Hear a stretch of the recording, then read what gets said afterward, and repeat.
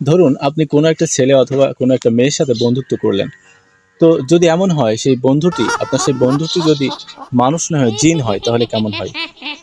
দেখেন, আমি যে ঘটনাটি আজকে বলবো এটা একটি সত্য ঘটনা এবং এই ঘটনাটি ঘটেছে ২০০৭ থেকে ৮ সালের ভিতরে। তো এই ঘটনাটা রাজশাহী বিশ্ববিদ্যালয়ের। তো আমাদের এক পরিচিত কাকা সেখানে লেখাপড়া করতো রাজশাহী বিশ্ববিদ্যালয়ে। তো তাদের সাথে এমন একটি ঘটনা ঘটেছে। তো তাদের হলে একটা ছেলে থাকতো নাম অভি। তো তাদের সাথে দীর্ঘ ৩ থেকে ৪ বছরের সম্পর্ক সেই বিশ্ববিদ্যালয়ে ভর্তি হওয়ার পর থেকেই। তো সে ছেলেটা খুব বেশি একটা লেখাপড়া করতো না, সারাদিন ঘুরেই বেড়াতো। তো পরীক্ষার সময় প্রত্যেকটা সেমিস্টারে দেখা যেত ওর রেজাল্ট সবচেয়ে ভালো, সবচেয়ে বেস্ট। তো বন্ধুদের ভিতরে কৌতূহল জাগতো যে লেখাপড়া করে না ও সারাদিন টই-টম্বরকে ঘুরে বেড়ায়। তো আমাদের সাথে ইয়ার্কি আড্ডা করে বেড়ায়। তো ওর রেজাল্ট সবসময় আ ১ম কাতারে থাকে কি করে? ১ম তালিকায় থাকে কি করে? তো তার ভিতরে দীর্ঘ ৩ থেকে ৪ টা বছর চলে গেছে। তো এমন একটা সময়ে বন্ধুদের ভিতরে কিছু হারামি বন্ধু থাকে না? যে এরা বেশি অ্যাডভান্স লেভেলের। তারা মানুষ আ কি করে, কখন কি করে এটা দেখার কৌতূহল তাদের ভিতর থাকে। তো একসাথে একই হলে একই রুমে থাকতো তারা ৪ বন্ধু। তো সবাই যুক্তি করল। মানে ওই বন্ধুটি বাদে, অভিবাদে যুক্তি করল যে ওই ছেলেটা কখন ঘুমায় আ সেটা আমরা দেখব। তো সবাই কিন্তু আ সেদিন সকালে শুয়ে পড়ছিল। মেবি রাত ৯ টার ভিতরে শুয়ে পড়ছিল।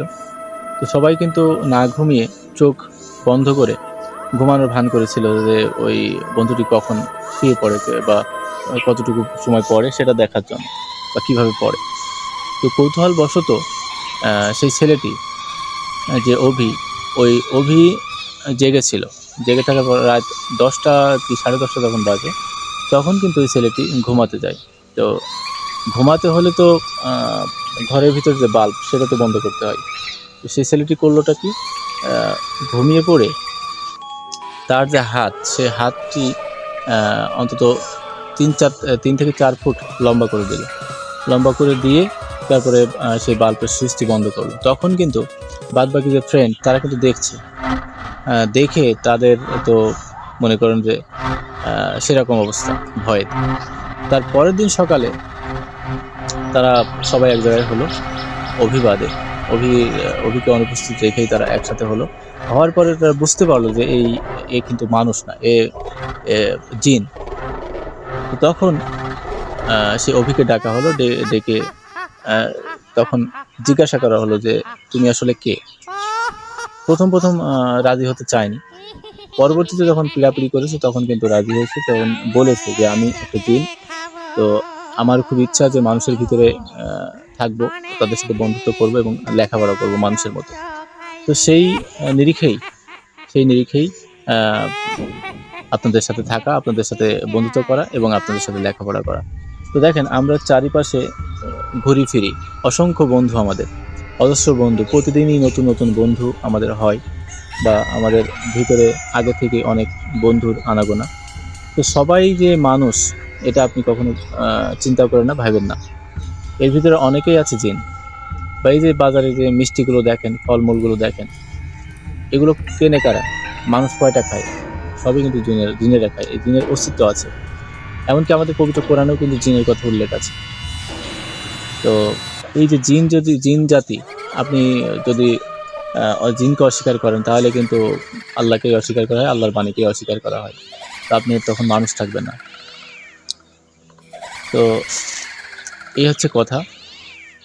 আমরা চ আমাদের পৃথিবীতে জিন এবং ইনসান, ইনসান অর্থ মানুষ এবং জিন তো জিন। তো অনেকেই ভূত বলে থাকেন, পরী বলে থাকেন। তো দেখেন মানুষের ভিতরে যেমন কিছু থাকে শয়তান কোয়ালিটির, আবার কিছু ভালো। তো জিনের ভিতরেও সেরকম আছে। যারা মানুষকে ভয় দেখায়, তাদেরকে বলা হয় ভূত বা পরী। মানে মানুষের ভিতরে যেমন ছেলে-মেয়ে আছে, জিনেদের ভিতরেও কিন্তু ছেলে-মেয়ে আছে। তো মেয়েদেরকে পরী বলা হয় এবং ছেলেদেরকে অনেকে ভূত বলে আখ্যায়িত করে থাকে যারা ভয় দেখায়। তো জিনের ভিতরে কিন্তু ভালো আছে, অনেক ভালো। তারা নামাজ কালাম পড়ে।